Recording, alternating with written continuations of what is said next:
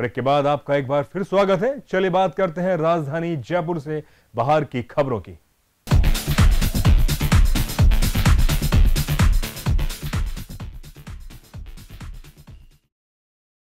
शिक्षा के क्षेत्र में बेहतरीन योगदान देने के लिए एक अध्यापिका ने और शिक्षकों के लिए भी कर्तव्यनिष्ठा की मिसाल कायम की कि किस तरह से पहले अपने कर्तव्यों को प्राथमिकता दीजिए और उसके बाद कोई और काम कीजिए। जी हां, ऐसा ही उदाहरण हमारे सामने पेश किया बालोतरा उपखंड के जाशोल की एक शिक्षिका ने, जो कि 17 सालों तक राजकीय सेवा में एक भी दिन का अवकाश नहीं लिया और अनुशासन व लगन से शिक्षा के क्षेत्र में कार्य करते हुए स्कूल से सेवानिवृत्त हो गई। पेश एक रिपोर्ट। बालोतरा उपखंड के जासोल गांव स्थित बालिका प्राथमिक विद्यालय में कार्यरत सीता देवी स्वर्णकार ने अपनी 17 वर्ष की राजकीय सेवा में किसी भी प्रकार का एक दिन का अवकाश भी नहीं लिया था। राजकीय सेवा में कार्यरत पति की मृत्यु होने के बाद 1996 में मृतक आरक्षित कोटे से उन्हें अध्यापिका के पद पर नियुक्ति दी गई। तब से सीता देवी अपने काम के प्रति पूरी लगन से जुटी रही। वहीं सीता देवी ने अपने पति के देहांत के बाद 3 पुत्रों की जिम्मेदारी निभाने के साथ साथ राजकीय सेवा में किसी भी प्रकार की कोई बाधा नहीं आने दी। वर्तमान में यहाँ प्रधानाध्यापक के पद पर कार्यरत हूँ। मैडम की प्रथम नियुक्ति तिथि 10/8/1996 है और इस विद्यालय में मैडम का आगमन 12/12/1996 को हुआ है। तब से लेकर के निरंतर आज दिन तक, आज इनकी सेवानिवृत्ति है, तो आज दिन तक हमेशा विद्यालय में नियमित रूप से आते हैं और समय पर आते हैं। साथ ही बच्चों के अंदर अनुशासन की भावना विकसित करने में इनका महत्वपूर्ण योगदान है। वास्तव में आज भी जो है विद्यालय की छात्राएं इनके प्रति समर्पित है और आप भी विद्यालय के प्रति पूर्ण रूप से समर्पित हैं। मुझे सीता के बारे में ये कहना है कि सीता बहुत अच्छे हैं, हमारे लिए उन्होंने बहुत किया है और हमारे कक्षा के वो क्लास टीचर हैं, बहुत अच्छा पढ़ाते हैं वो। और मैं नियमित रूप से विद्यालय भी आती हूँ और सीता में मुझे बहुत अच्छे लगते हैं। स्कूल की छात्राएं सीता देवी को अपना आदर्श मानते हुए उनसे अनुशासन का पाठ पढ़ रही हैं। वहीं उनके साथ कार्यरत सहकर्मी भी उनके इस लगन से प्रभावित हैं। राजकीय सेवा में आने से पहले सीता देवी ने निजी शिक्षण संस्थान में 15 वर्ष तक सेवाएं दी, लेकिन वहां भी इस तरह का उदाहरण पेश किया गया। सीता देवी बताती हैं कि उनका स्कूल एक मंदिर और बच्चों में भगवान नजर आता है। निजी जिंदगी में कोई भी काम हुआ उसे उन्होंने विद्यालय के काम के बाद ही किया। मैं 80 से अगस्त विद्या मंदिर में लगी थी प्राइवेट में, फिर 95 से मेरी विधवा कोटे से गवर्नमेंट में लगी। उसके बाद 6 से मैंने ज्वाइन की ड्यूटी। 8 अगस्त 10वां महीना। आज 2013 से मैं कार्यरत हूँ। मेरा कैसा भी काम होता, लेकिन मैं स्कूल के प्रति मुझे शौक आता कि मैं पहले स्कूल जाऊँ। स्कूल जाने के बाद ही फिर घर का कार्य भी कर लेती और ऐसी मेरे सामने कोई कठिनाई भी नहीं आई तो मुझे अवकाश लेना पड़ा।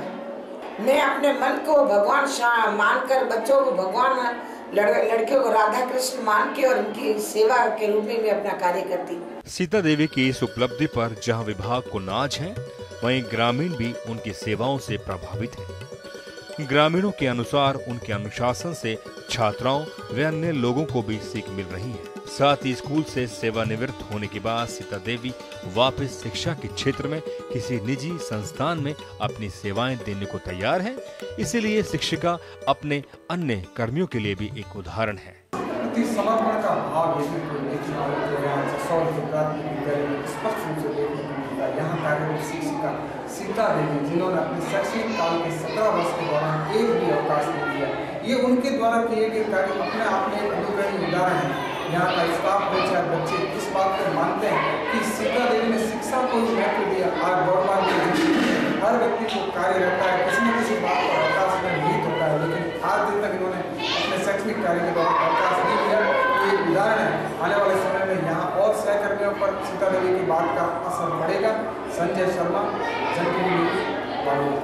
भीलवाड़ा के शाहपुरा स्थित राजकीय उच्च माध्यमिक विद्यालय में वार्षिक उत्सव के साथ साथ 12वीं कक्षा के स्टूडेंट्स का विदाई समारोह आयोजित किया गया, जिसमें मुख्य अतिथि के रूप में समाज सेवी चांदकरण मुंदड़ा, राजेंद्र प्रसाद धावाई सहित कई विशिष्ट अतिथि मौजूद रहे। वह इस मौके पर विद्यालय की बालिकाओं द्वारा सामूहिक नृत्य भी प्रस्तुत किया गया। साथ ही समारोह के अंत में विद्यालय के श्रेष्ठ स्टूडेंट्स को अतिथियों ने पुरस्कार देकर सम्मानित किया। वहीं समारोह में विद्यालय के समस्त स्टूडेंट्स के साथ साथ अध्यापकगण और प्रबुद्ध जन मौजूद रहे। बीकानेर में बीजीएस रामपुरिया कॉलेज के फाइन आर्ट के स्टूडेंट्स ने अपनी कला का परिचय दिया, जिसमें स्टूडेंट्स ने साल भर में उनके द्वारा बनाई पेंटिंग्स की प्रदर्शनी महाविद्यालय के सभागार में लगाई गई, जिसे देखने के लिए कला के पार्क ही पहुंचे और कला प्रदर्शनी को देखकर कला की तारीफ की। वहीं कला के जानकारों का कहना था कि पेंटिंग्स आधुनिक योग को दर्शाती है और इस प्रदर्शनी में तकरीबन 50 से ज्यादा विद्यार्थियों ने भाग लिया। साथ ही कॉलेज के प्राचार्य का कहना था कि इस तरह की कला से विद्यार्थियों में रचनात्मकता का विकास होता है।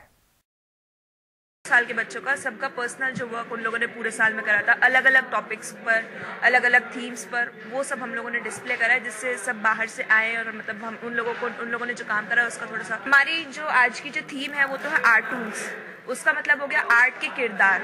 तो उस थीम से लेकर के कि जो हम लोग सब स्टूडेंट्स हैं वो एक तरह से आर्ट के किरदार हैं, तो उन्होंने सब ने अपना अपना काम डिस्प्ले करा है। तो वो चीज़ हम दिखाना चाहते हैं कि हम लोग पूरे साल जो मेहनत करते हैं उसके लिए हम लोग दूसरों को दिखाना चाहते हैं कि हम लोग क्या मेहनत करते हैं। फीटिसाइड डोमिनेटिंग टॉपिक है, उसमें फीमेल्स के ऊपर जो अत्याचार हो रहा है उसको लेकर के ज़्यादा हम लोगों ने शो करा है। मैसेज देती है कि कला की जो हमारा छोटा काशी कहलाता है बीकानेर, उसमें और सब्जेक्टों के साथ साथ कला संस्कृति को बढ़ावा देने का ये बहुत अच्छा माध्यम है। और इसके द्वारा हमारे कॉलेज में ही केवल फाइन आर्ट्स है, तो हम चाहते हैं कि इसके माध्यम से हम इसको और प्रचार प्रसार करें, ताकि जो भौतिक सभ्यता संस्कृति है उसके साथ साथ हम जो कला संस्कृति है हमारी जमीन से जुड़े हुए हैं उसके प्रति जाने। राजस्थान तकनीकी विश्वविद्यालय में अपनी सेवाओं में इजाफा कर रहा है। अब शोध संस्थाएं शुरू की जा रही हैं, जिसमें इंजीनियरिंग, एमबीए और एमसीए के छात्र छात्राओं को शोध के लिए विशेषज्ञों का लाभ मिलेगा। वहीं आरटीयू के कुलपति ने बताया कि आरटीयू के अधीनस्थ तकनीकी महाविद्यालयों के छात्र छात्राओं को बेहतर शिक्षा मिले, इसके लिए नई भर्तियों के साथ साथ विश्वविद्यालय में संसाधनों को भी बजट के अनुसार बढ़ाया जाएगा। कि हम अपना गुणवत्ता को बढ़ाने के लिए कुछ इंफ्रास्ट्रक्चर इम्प्रूवमेंट के लिए भी है, कुछ सपोर्टिंग स्टाफ और फैकल्टी रिक्रूटमेंट का काम भी चल रहा है।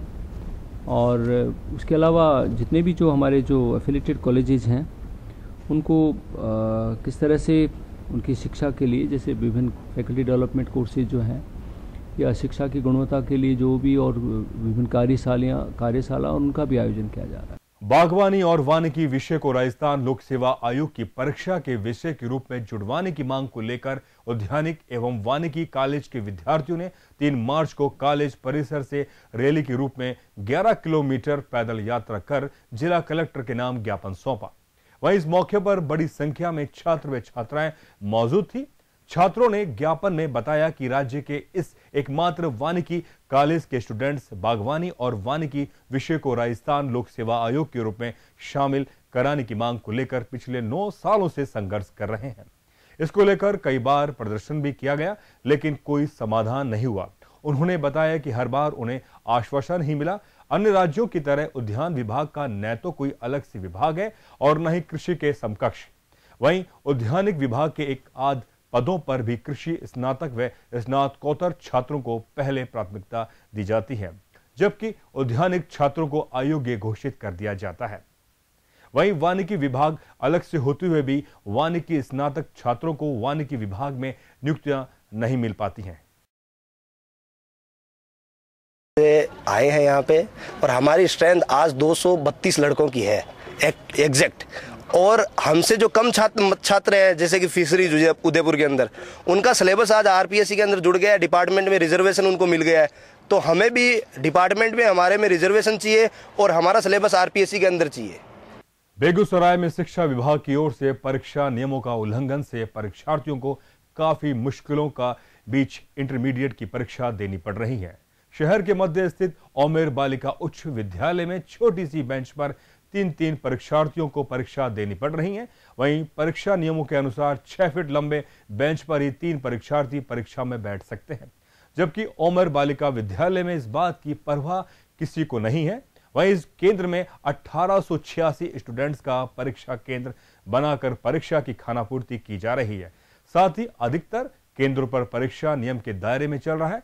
वहीं शिक्षा के जानकारों का कहना है कि इस तरह की खानापूर्ति से सीधे तौर पर शिक्षा के स्तर का नुकसान हो रहा है और परीक्षा के दौरान स्टूडेंट्स को नकल करने में भी आसानी हो रही है, जिससे साफ तौर पर देखा जा रहा है कि इस तरह के गैर जिम्मेदारी से विद्यार्थियों का भविष्य अंधेरे में है। झुंझुनू जिला मुख्यालय पर स्थित Jawahar public senior secondary school का वार्षिक उत्सव व प्रतिभा सम्मान समारोह आयोजित किया गया। वहीं कार्यक्रम के मुख्य अतिथि जिला कलेक्टर जोगारा रहे। वहीं विशिष्ट अतिथि के रूप में झुंझुनू पंचायत समिति की प्रधान सुशीला सिंघाड़ा व झुंझुनू नगर परिषद की उप सभापति विमला बेनीवाल मौजूद रही। वहीं कार्यक्रम के प्रारंभ में स्कूल निदेशक राकेश झांझड़िया का स्वागत किया गया। इस मौके पर स्टूडेंट्स ने रंगारंग सांस्कृतिक कार्यक्रम प्रस्तुत किया। साथ ही कार्यक्रम के दौरान सीनियर कक्षाओं के स्टूडेंट्स को भी भावभीनी विदाई दी गई। दोस्तों, अब वक्त हो चला है आपसे विदा लेने का। इस सप्ताह हमने जाना शिक्षा, सेमिनार और कल्चर इवेंट्स, साथ ही एग्जाम के बारे में। हमने कॉलेज, कैंपस या शिक्षण संस्थान से जुड़ी कोई भी जानकारी या खबर देने के लिए संपर्क करें। हमारा फोन नंबर है 0141 511 5908 पर। हमारा फैक्स नंबर है 0141 277 0335 पर। आप ईमेल करके भी हमसे संपर्क कर सकते हैं। हमारा ईमेल एड्रेस है campus@jantv.in पर। तो दोस्तों, अगले सप्ताह फिर मिलेंगे कॉलेज, कैंपस और विश्वविद्यालय से जुड़ी जानकारियां और खबरों के साथ साथ। तब तक के लिए महेश वर्मा को दीजिए इजाजत। शुक्रिया।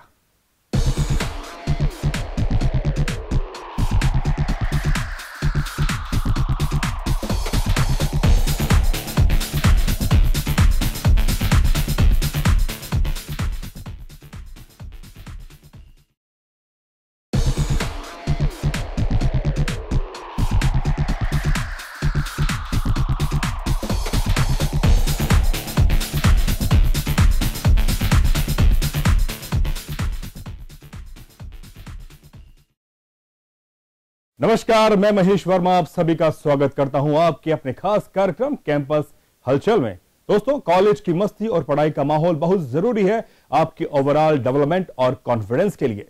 किस कॉलेज में हुआ सेमिनार और कहां हुआ कल्चर इवेंट्स और कहां शुरू हुए एग्जाम्स, इस सप्ताह हम लेकर आए आपके लिए इस कार्यक्रम में। चलिए सबसे पहले बात करते हैं राजधानी जयपुर की कुछ खास खबरों के साथ।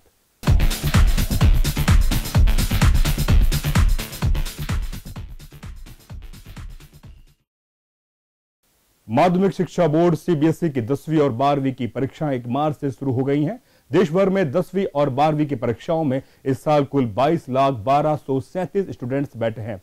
वहीं दिल्ली में 10वीं की परीक्षा के लिए कुल 3,18,536 परीक्षार्थी हैं, जबकि 12वीं के लिए कुल 2,60,882 परीक्षार्थी हैं। बोर्ड की ओर से 10वीं और 12वीं के लिए अलग अलग परीक्षा केंद्र स्थापित किए गए हैं और वहीं 10वीं की परीक्षा 15 मार्च और 12वीं की परीक्षा 17 अप्रैल तक चलेगी। वहीं 10वीं के छात्रों के परीक्षा परिणाम सीजीपीए के तहत आएंगे, जबकि 12वीं के छात्रों के परिणाम प्रतिशत अंकों के आधार पर आएंगे। वहीं सीबीएसई ने 10वीं और 12वीं की परीक्षाओं को लेकर होने वाले तनाव को दूर करने के लिए हेल्पलाइन की व्यवस्था की है। सीबीएसई के मुताबिक इस बार 10वीं की परीक्षा में स्टूडेंट्स की संख्या में करीब 6.7% का इजाफा हुआ है। उधर 12वीं की परीक्षा में भी पिछले साल के मुकाबले 15.51% स्टूडेंट्स की संख्या बढ़ी है। विश्वविद्यालय के साउथ एशिया विभाग में एशिया से जुड़े देशों के बीच संबंधों को लेकर सेमिनार हुआ, जिसमें देश भर से आए विश्वविद्यालय और शोध केंद्र के विषय विशेषज्ञों ने भाग लिया, जहां पर आतंकवादी घटना पर गंभीर चर्चा हुई। वहीं सेमिनार की अध्यक्षता साउथ एशिया विभाग के विभाग अध्यक्ष प्रोफेसर बीसी उप्रेती ने की। वहीं मुख्य अतिथि के रूप में कार्यवाहक कुलपति मधुकर गुप्ता मौजूद रहे। वहीं गुप्ता ने कहा कि मध्य एशिया की सरजमी पर अमेरिका, चीन और यूरोप के देश अपनी शक्तियां स्थापित करना चाहती हैं, क्योंकि इस पूरे इलाके में संपदा और ऊर्जा का रिसोर्स काफी है। अगर एशिया के देश एकजुट हो जाएं तो विकसित देशों की श्रेणी में एशिया के देश भी आ सकते हैं। बहुत ही रेलेवेंट इशू जो है उस पे इन्होंने सेमिनार कराया और बहुत अच्छी प्रोफेसर वार्को ने और प्रोफेसर गोपाल सिंह जो अथॉरिटीज़ हैं साउथ एशिया में और सेंट्रल एशिया के बारे में बहुत अच्छी उन्होंने अपनी प्रेजेंटेशंस की। और मुझे आशा ये है जिस तरह के स्पीकर्स वगैरह बाहर से आए हैं, श्रीनगर से आए हैं और जगह से आए हैं, मुझे यही आशा है कि पूरा फ़ायदा मिलेगा इस सेमिनार का। जयपुर के रामबाग स्थित SMS सुबोध PG कॉलेज में वार्षिक उत्सव और पुरस्कार वितरण समारोह आयोजित हुआ, जिसमें पढ़ाई लिखाई, खेल और अन्य शैक्षणिक गतिविधियों में श्रेष्ठ रहने वाले छात्रों को पुरस्कृत किया गया। वहीं कार्यक्रम में मुख्य अतिथि के रूप में शहर महापौर ज्योति खंडेलवाल मौजूद रही। वहीं इस अवसर पर महापौर ने कहा कि इस प्रकार के आयोजनों से विद्यार्थियों का मनोबल बढ़ता है और वे अधिक मेहनत करके महाविद्यालय और राष्ट्र का नाम रोशन करते हैं। वहीं कार्यक्रम की अध्यक्षता विधायक प्रताप सिंह खाचरियावास ने की। वहीं खाचरियावास का कहना था कि कठोर परिश्रम से ही सफलता की कुंजी हासिल की जा सकती है। साथ ही पुरस्कार वितरण समारोह में सुबोध कॉलेज के स्टूडेंट्स जिन्होंने राजस्थान विश्वविद्यालय की वरीयता सूची में स्थान बनाया है, उन्हें पारितोषिक प्रदान किया गया। और समारोह में संस्था सचिव सुमेर सिंह बोथरा, प्राचार्य KB शर्मा सहित कॉलेज फैकल्टी और छात्र छात्राएं मौजूद रहीं। आज SS जैन सुबोध महाविद्यालय का जो है मेधावी प्रतिभा सम्मान समारोह था और जिस तरीके से यहाँ के बच्चों ने मेरिट में एकेडमिक रूप से अपना स्थान बनाया है, इसी के साथ स्पोर्ट्स एक्टिविटी में जिस तरीके से अपना मैं यूँ कहूँ कि प्रतिभा को दिखाया है। महिलाओं की सुरक्षा को देखते हुए बालिका शिक्षा अभियान के तहत राजभवन स्थित राजकीय उच्च प्राथमिक विद्यालय में सेल्फ डिफेंस वर्कशॉप का आयोजन किया गया, जहां 3 दिन तक चले इस वर्कशॉप में जयपुर के बेस्ट 100 स्कूलों से आई 100 शिक्षिकाओं ने आत्मरक्षा के गुर सीखे। वहीं इस वर्कशॉप में 6 ट्रेनर ने ट्रेनिंग दी, जिसमें टीचर्स ने जुड़े कराटे और दुश्मन को कैसे काबू किया जाए, इसके साथ ही शारीरिक मेंटेनेंस पर भी शिक्षिकाओं को गुर सिखाए। वहीं कार्यक्रम संयोजक और अतिरिक्त ब्लॉक शिक्षा अधिकारी विक्रम सिंह ने बताया कि अभियान के तहत सरकारी महिलाएं टीचर्स को ट्रेनिंग दी गई है। उधर महिला टीचर्स ने इस अभियान के लिए सरकार की सराहना की और साथ ही कहा कि इस तरह की ट्रेनिंग से उनको कई तरह के फायदे होते हैं और अपनी इस योग्यता को वो अपने बच्चों को जाकर बताएंगी।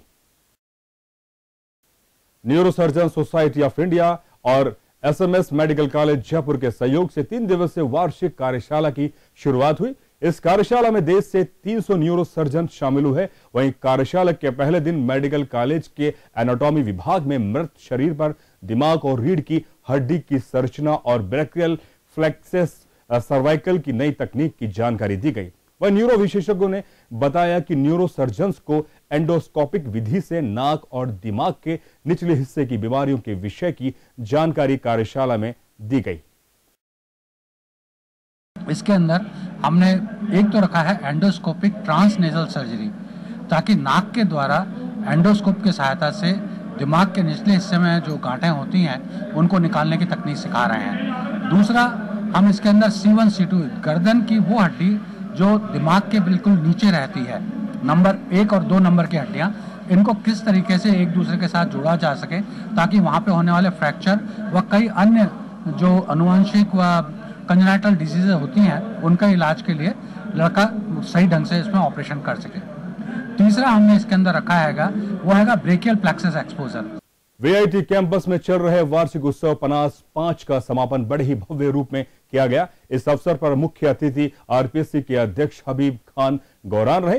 वहीं गौरान ने कहा कि तकनीकी क्षेत्र के विद्यार्थियों की ऐसी सांस्कृतिक प्रस्तुति और अनुशासन काबिल तारीफ है और आज की युवा पीढ़ी को अत्यधिक ऊर्जावान और सकारात्मक सोच रखने वाली बनाना होगा। वहीं जब विद्यार्थियों ने सेव गर्ल्स नृत्य प्रस्तुत किया तो पंडाल में बैठे सभी दर्शकों ने खड़े होकर सम्मान दिया। वहीं इस अवसर पर पधारे संभागीय आयुक्त डॉक्टर मधुकर गुप्ता ने इंजीनियरिंग के छात्रों में विकसित हो रही सांस्कृतिक गतिविधियों की भूरी भूरी प्रशंसा की और कहा कि ये व्यक्तिगत विकास के लिए आवश्यक है। और साथ ही वाइस चांसलर RTU और RPSC यादव ने कहा कि तकनीकी ज्ञान के साथ साथ अन्य सांस्कृतिक व सामाजिक ज्ञान की जरूरतों पर जोर दिया गया। वहीं कैंपस में 3 दिन तक चले इस वार्षिक उत्सव में राजस्थान के विभिन्न कॉलेज के 300 से अधिक विद्यार्थियों ने भी विभिन्न खेलों व प्रतियोगिताओं में बढ़ चढ़कर भाग लिया।